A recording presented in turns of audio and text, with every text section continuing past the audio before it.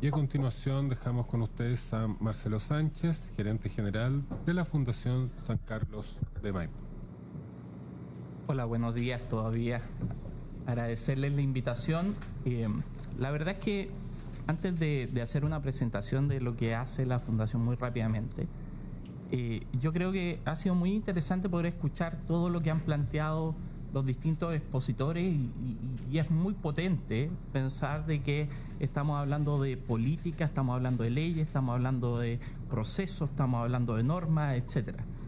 Yo creo que el desafío que tengo en esta presentación es poder ver si es congruente esto que estamos viendo en materia de políticas, en materia normativa, en materia de procedimientos, en materia de instalación de un sistema de protección integral o de un sistema de reinserción, si es que realmente esta realidad que estamos teniendo con la infancia conversa hoy día con todo lo que estamos haciendo, porque muchas veces nos podemos encontrar, y es lo que sucede cotidianamente cuando uno trabaja en una empresa o en una fundación como la nuestra, que los cambios, que las realidades superan muchas veces a los planes, que las realidades superan las políticas, que las realidades superan la implementación de las leyes. Y creo que voy a tratar de gastar estos pocos minutos en tratar de sintetizar algunos indicadores que son importantes mirar en materia de infancia y que de repente nos pueden llevar a entender la necesidad de ver las políticas que están superadas, ver los programas, ver los procesos, ver a lo mejor los procedimientos que tienen que adaptarse, etcétera. Y como parte de la sociedad civil también me voy a permitir poner a lo mejor un par de énfasis importantes que creo que ustedes, como el principal órgano administrador de justicia, pueden realmente hacer un aporte significativo. Espero manejar bien esta cosa. Creo que ya partimos mal. Ahí. A ver, primero contarles quiénes somos nosotros. Nosotros somos la Fundación San Carlos de Maipo, creado por la Sociedad de Canal de Maipo, la sociedad más antigua de Chile. Por 3 meses le ganamos al Mercurio, pero no le ganamos a la Corte Suprema. La Corte Suprema ya está casi en los 200 años. ¿Y por qué lo digo? Porque la Sociedad de Canal de Maipo estuvo muy vinculada al desarrollo territorial. Con la construcción de la red de canales fue nutriendo la ciudad. Y el año 97, preocupado de mejorar la calidad del agua que llegaba a sus regantes, empezó a tapar los canales. Y cuando tapaba los canales, sucedió algo que hizo esta lógica de poder tener una mirada mucho más comprensiva de la realidad que tenía el entorno. Y que fue que empezaban a llegar los niños en situación de calle a aquellos entornos que estábamos mejorando nosotros como fundación. Habíamos hecho la ciclovía de las Perdices, la de Tobalaba, el Mapocho 42K, eran proyectos integradores de la ciudad que hermoseaban las áreas verdes y cuya lógica era poder potenciar en esos entornos que habían sido degradados un mejor espacio para las comunidades. Y de repente empiezan a llegar los niños en situación de calle. Y ahí hay una decisión estratégica, es decir, ¿nos hacemos cargo de esta realidad o simplemente sacamos a los niños en situación de calle y seguimos tirando ciclovías, hermoseando parques, etcétera? Y el directorio de la fundación decide observar esta realidad, una realidad que no era conocida en esa época. Los niños en situación de calle pasaban básicamente anónimos dentro del conjunto total de personas en situación de calle.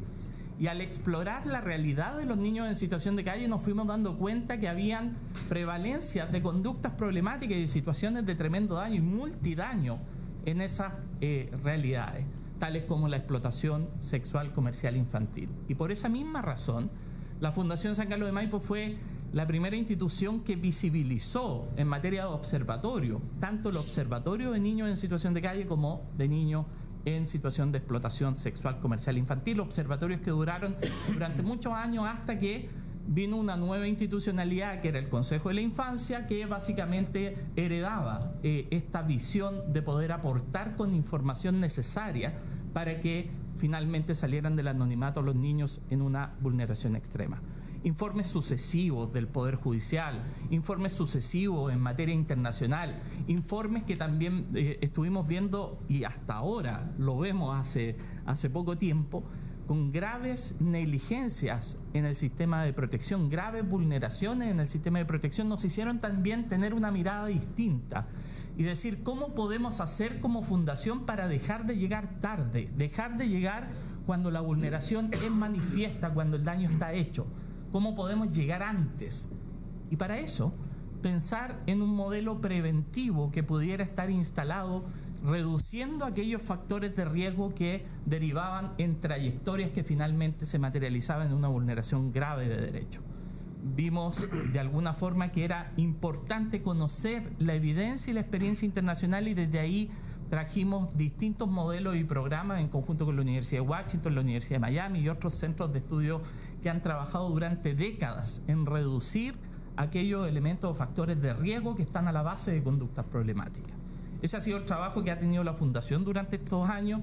Atendemos cerca de 50.000 familias cada año en distintos contextos. La verdad es que nuestro foco de alguna forma ha estado también en instalar en la incidencia en la política pública en la necesidad de una oferta basada en la evidencia, con resultados. Porque una cosa es garantizar el cupo, y todos ustedes estarán de acuerdo con eso. Pero otra cosa es que ese cupo realmente cambie trayectorias, que ese cupo realmente restaure la vida del niño, que ese cupo realmente permita que ese niño vuelva a tener un desarrollo positivo. Porque si uno mira la evidencia, y evidencia básicamente del sector público, estamos hablando de evaluaciones de la DIPRES durante todos estos años. El año 2017, bajo instrucción de la Fundación, el Observatorio de Gasto Fiscal hizo un análisis del conjunto de programas de infancia que están disponibles en la oferta pública. 7 de cada 10 programas de infancia no tienen resultados satisfactorios. Y de los programas de infancia que no tienen resultados satisfactorios, solo 3 se diseñaron y no se volvieron a evaluar. O sea, solo 1 de cada 3 se rediseña y no se vuelve a evaluar. Por lo tanto, si bien es cierto, podemos tener una crisis significativa en materia de listas de espera, que es brutal. También tenemos una crisis profunda en materia de calidad de la intervención, lo que de manifiesto el nuevo servicio de reinserción reconoce y dice: oye, mira, tenemos que avanzar hacia programas que sean adecuados a los perfiles, sentencias que reconozcan esa trayectoria, que trabajen en torno a un plan de intervención y que ese plan de intervención tenga evidencia, tenga resultados, esté logrando. El legislador lo ha recogido, y si bien es cierto faltan años para la implementación, claramente es un mandato que de alguna forma tenemos que acoger, pero también con la construcción de una oferta que dé garantía y evidencia. Cuando nosotros comenzamos a traer programas basados en la evidencia, con suerte encontrábamos 2 en la oferta pública, quizás uno de los que ha permanecido en el tiempo es la terapia multisistémica. Hoy día ya afortunadamente podemos usar las 2 manos para contar los programas que tienen evidencia. Pero por cierto, la profundidad que se necesita, la inversión que se necesita es importante. Y mientras no entendamos que no basta el cupo, sino que tenemos que mirar la calidad, lo que vamos a estar haciendo es invertir hoy, pagar pan y tener hambre mañana. Por lo tanto, el primer desafío es poder comprender cómo esta realidad nos exige no solamente actuar desde las respuestas que pueden ser tardías cuando tenemos una política, un procedimiento, una normativa, etcétera, sino que jugar el área chica, y el área chica se juega en la calidad de la oferta.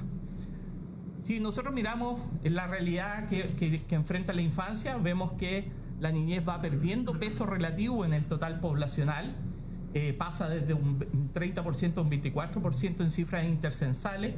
Hay un grupo importante que son los menores de 5 años, que están en un 33%, y los menores de 13 años que están en un 44%. ¿Por qué les digo este dato? Estamos hablando de más de un 70% de la infancia que hoy día está representada en los sub-13. ¿Y por qué es relevante? Porque vamos a ver que la inversión pública, todo lo que se avanza presupuestariamente, todo lo que se trabaja en materia de prevención de delito, todo lo que se está trabajando es fortalecer el rango entre los 14 y los 17.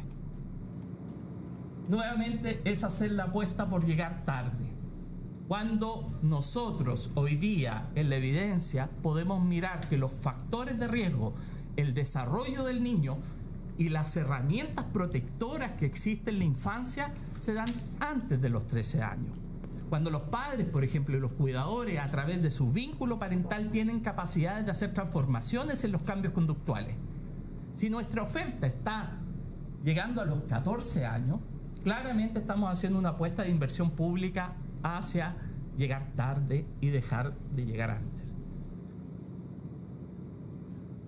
Si miramos las cifras de pobreza, esto es hasta el año 2020, la Cacén del 2020, se los doy por firmado que vamos a tener cifras peores después de la pandemia, evidentemente, pero para asumir de un criterio de normalidad, la Cacén nos está mostrando que la situación de pobreza en la infancia va creciendo de un 13,9% a un 15,6%, lo que equivale a 126.000 niños que están en situación de pobreza adicionales, sin considerar nuevamente el año 20 y 21, que son años de pandemia, donde la pobreza naturalmente y en todo el mundo ha crecido, y por lo tanto vamos a tener probablemente un aumento significativo en la próxima Cacén, y además vamos a tener otro efecto que tiene que ver con la composición de la pobreza en materia de inmigración, por ejemplo, que debiera manifestarse como uno de los grupos también con mayores tasas. Las mayores tasas de pobreza están en la pertenencia a pueblos indígenas. Esto es pobreza por ingreso. Si uno lo lleva a pobreza multidimensional, estamos hablando de 22-25% de niños en situación de pobreza. Y si naciste en la Araucanía, un 33%. Hay dimensión territorial de la pobreza en la infancia. Y por lo tanto, acá lo que tenemos es que estas asimetrías o estas diferencias significativas están presentes en estos grupos que tenemos acá. Perteneciente a pueblos indígenas, habitantes en zonas rurales, población migrantes, imagínense el salto que significa un 26%, y niños de 0 a 3 años, hogares con niños de 0 a 3 años en un 17,1%. Más de 260.000 niños hoy, a datos del 2020, insisto que probablemente ha aumentado en esta época, están viviendo situación de pobreza extrema. Y se estima, porque hay estimaciones, hubo un conteo de situación de calle que no podríamos decir que puede dar el catastro hoy día de lo que son los niños en situación de calle, pero es una aproximación, y el año 2011 se hizo el primer catastro de niños en situación de calle que estimaba en alrededor de 1.000 los casos de niños en situación de calle. Nuevamente tenemos situación como la migración que puede estar alterando significativamente esas cifras. En materia de salud, hoy día hay un tema, más allá de los temas que vamos a ver a continuación, pero un tema que hay que tenerlo en el panóptico de lo que está sucediendo, porque esto va a traer graves consecuencias al Estado en 10, 15 años más, cuando tengamos problemas serios derivados de la realidad de este cambio demográfico en la infancia, donde las condiciones de la población infantil, el 6%, o sea, el 36% de los niños de los niños menores de 6 años acusan niveles de malnutrición. El 54% de la población evaluada en 2020 por la UNICEF, por la FUNAEP, tenía sobrepeso u obesidad.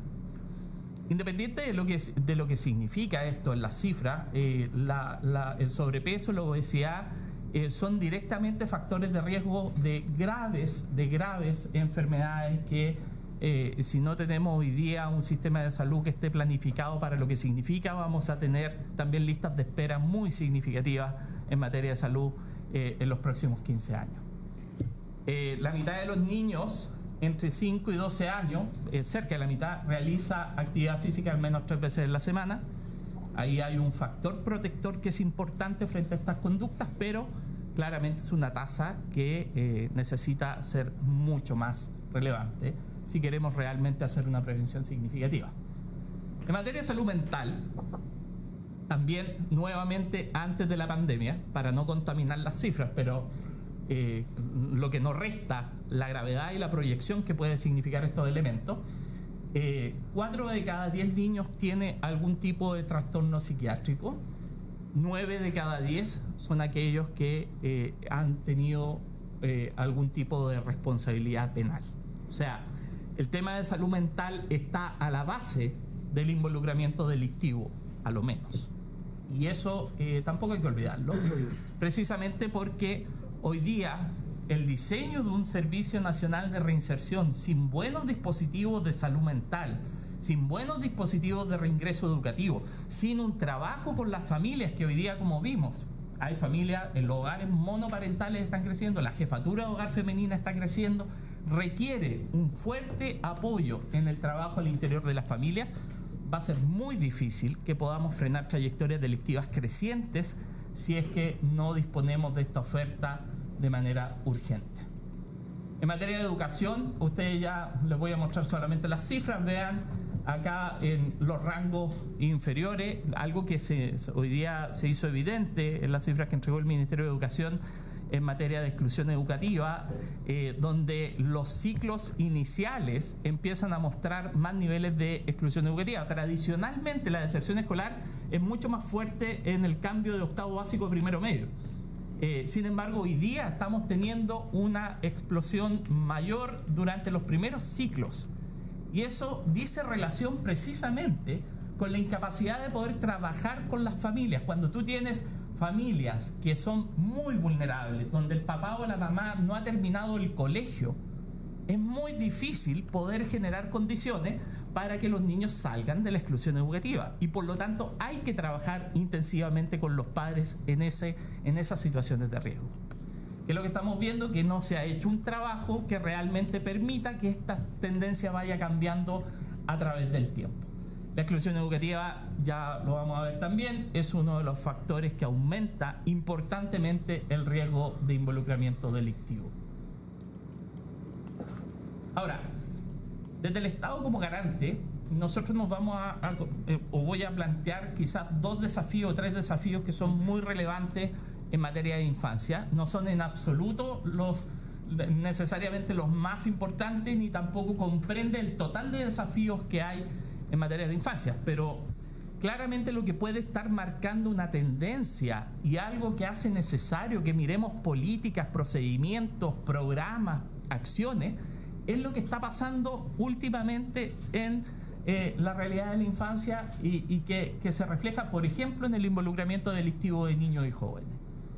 Si bien las cifras globales de la Ley Penal Adolescente han mostrado cómo desciende la participación de niños en delitos, mucho derivado también de los cambios poblacionales, la cantidad de adolescentes ha caído de manera significativamente. Sin embargo, también por el ejercicio mismo de la ley, de programas de reinserción, por los desistimientos y por factores protectores que hoy día pueden haber mejorado alguna de estas trayectorias, pero el 17% del total de niños que delinquen explican el 50% del total de delitos.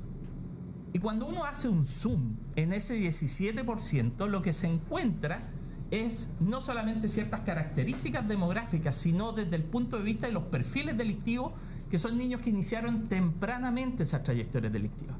Y lo iniciaron con el hurto simple, con el hurto por sorpresa, y después en algún minuto, con el contacto de algún elemento con alto compromiso delictivo, terminan participando en bandas criminales o terminan teniendo un fierro en sus manos, un arma en sus manos, y esa arma se transforma en los delitos de sangre o en los delitos contra las personas. Por lo tanto, acá, cuando está esta eterna discusión si la delincuencia juvenil sube, si la delincuencia juvenil baja, lo que estamos viendo es que la delincuencia juvenil hoy día es una delincuencia más refractaria, más involucrada en delitos violentos, más incidido por otros factores de riesgo que están creciendo de manera importante en nuestro país. Lo que es común al conjunto de esos factores de riesgo son modelos parentales con alto compromiso delictivo.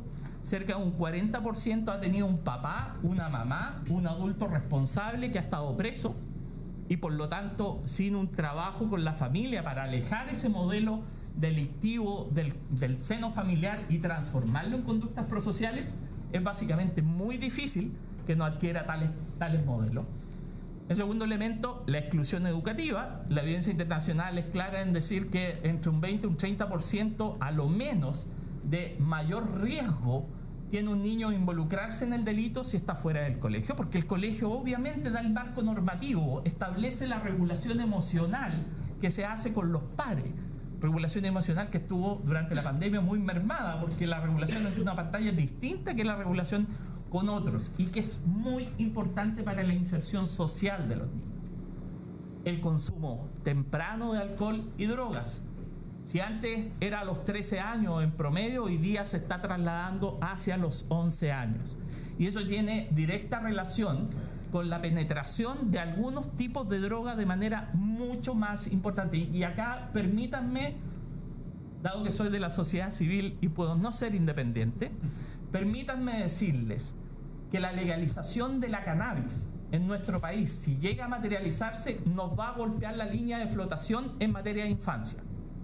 No teniendo sólidos modelos preventivos que estén basados en la evidencia, con coberturas adecuadas, lo que ha pasado en el contexto internacional donde se ha legalizado la cannabis es aumentar las tasas de consumo en los niños entre el 11 y el 12% anual. Hace poco me llegó el reporte de Colorado donde el número de intoxicaciones de niños de menos de 5 años por comer dulces con cannabis subió de manera significativa. Por lo tanto, el resto de la agenda podrá ver si es o no es, pero la realidad es que nos va a golpear a la infancia. Tenemos tasas históricas de consumo problemático en alcohol y drogas en los niños, son los más altos en las Américas.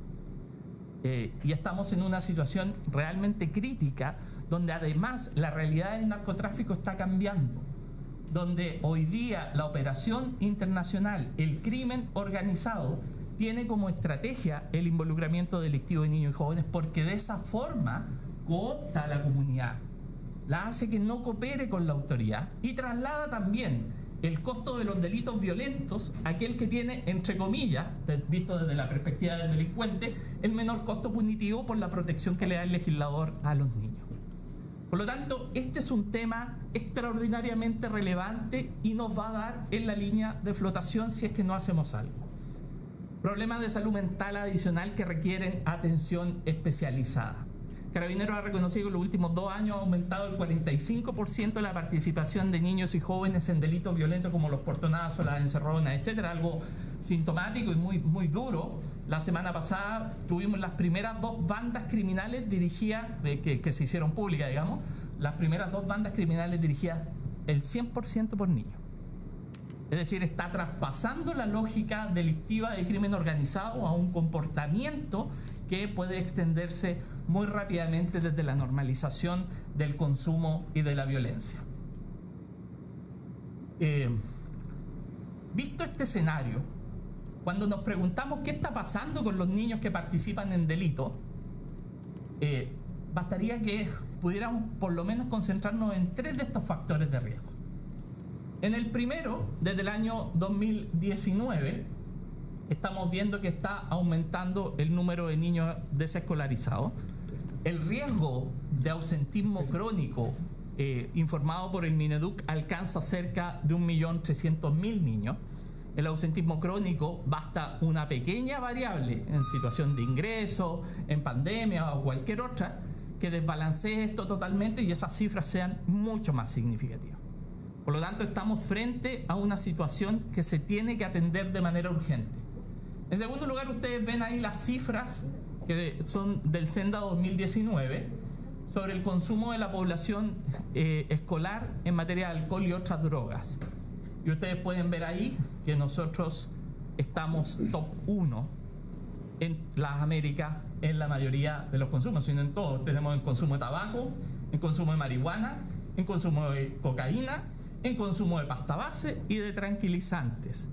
Con los más de 4 millones de cajas de benzodiazepina que se venden en nuestro país y donde una tasa significativa la están adquiriendo niños sin receta, que las mezclan con alcohol y simulan los efectos que puede tener la cocaína. Ya se ha dado a conocer, por ejemplo, otros ingresos de drogas que son drogas sintéticas, que se han empezado a penetrar muy fuertemente en los circuitos juveniles, como la TUSI, que es una mala copia de la TUSI propiamente tal, sino pero que se empieza a fabricar en Chile. Estamos teniendo laboratorios de drogas sintéticas. Y la forma de distribución de esas drogas es tremendamente eficiente en el segmento juvenil, en el segmento infantil. Por lo tanto, acá hay que poner acento, hay que poner ojo. Estos factores de riesgo son claramente los factores que están en la causalidad de la comisión de delito. El 30% de todos los delitos que cometen los niños y jóvenes son la causa, la droga y el alcohol. Y en el 50% la droga y el alcohol está presente. Estudio de Sociología del 2015 de la Universidad Católica. Por lo tanto, lo que tenemos acá es una tormenta perfecta. Exclusión escolar a ritmos absolutamente importantes que requieren y que además tienen un alto riesgo de deserción escolar. Por otro lado, un alto consumo de alcohol y otras drogas por parte de los niños. Por otro lado, vamos a apurarnos un poquitito, pero por otro lado, problemas de salud mental que son tremendamente severos. O sea, tenemos 14.000 adolescentes en listas de espera en materia de salud mental. Son estos los tres factores que están más a la base. Si uno mira, por ejemplo, lo que ha pasado en materia de abuso sexual, estamos hablando de un incremento proyectado, un 30%, donde acá lo relevante es que por cada víctima adulta hay 3 niños. No podemos olvidar esa cifra. Cuando vemos las proyecciones en materia de abuso sexual, estamos que cada adulto está significando 3 niños de los que llegan a denuncia. Consideren los periodos de latencia donde no se denuncian estos casos. Adicionalmente, las proyecciones que conocimos en la Comisión de Explotación Sexual Comercial Infantil daban cuenta de a lo menos 6.000 niños que están en explotación sexual. Por eso que hoy día tenemos aumento en hogares parentales con jefatura femenina, mayor pobreza en hogares, altas cifras de exclusión, mayor prevalencia de problemas de salud mental, baja capacidad institucional para poder responder con las listas de espera, no solamente con un cupo, sino con la calidad que se requiere para cambiar trayectoria, aumento de la violencia contra la niñez, falta de oferta preventiva y temprana con evidencia a nivel local que aborde los factores de riesgo de estas conductas problemáticas. Claramente hoy día, y comparto lo que dicen las directoras de ambos servicios, sin el sistema de protección integral en propiedad funcionando con las oficinas locales, ambos sistemas van a colapsar. Y eso requiere una velocidad que no es la que estamos teniendo ahora. No podemos seguir implementando a la velocidad que seguimos implementando las oficinas locales. Hay que acelerar este proceso. Más allá de las planificaciones, la realidad nos está desbordando y necesitamos tener una respuesta de carácter urgente. Fortalecer lo que como sociedad civil, y esto lo voy a hacer muy rápido en atención al tiempo, pero como sociedad civil lo que queremos pedir a ustedes como garante, fortalecer el resguardo del derecho a la representación jurídica según el estándar establecido en el artículo 50, que es un estándar distinto a lo que hoy día tiene la oferta, que reconoce una realidad distinta en niños como sujetos de derecho, que establece también un marco en los estándares que establece el Comité de Derechos del Niño y que también están contenidos en el artículo 12 de la Convención. Eso, ¿por qué? Porque el derecho a representación jurídica es la puerta de entrada a hacer efectivo todos los otros derechos que están definidos en la ley de garantía. Es necesario por lo mismo también estar observando la implementación de las oficinas locales dentro del sistema de protección integral. En materia de explotación sexual comercial infantil, les voy a dejar la presentación, así que ahí pueden verlo más en detalle. Pero claramente estamos al debe como país, estamos siendo observados internacional y nacionalmente. Necesitamos de alguna forma tener mejor información y seguimiento de las causas de ESNA, levantar información y establecer protocolos para levantar la información, impulsar un programa de desinstitucionalización, así como hoy día lo tenemos, pensando en los niños de 0 a 3 desde la residencia, también de las niñas en situación de explotación sexual comercial infantil. Y también tener claridad de los niños que hoy día no están en las residencias. Si ustedes van a una residencia, si ustedes van a un CREA, se van a encontrar con un día un 15% de niños que no están. ¿Dónde están? Algunos tienen órdenes de búsqueda y recogimiento que se tramitan lentamente. O sea, hoy día tenemos importante registro de órdenes de búsqueda y recogimiento que no están actualizadas.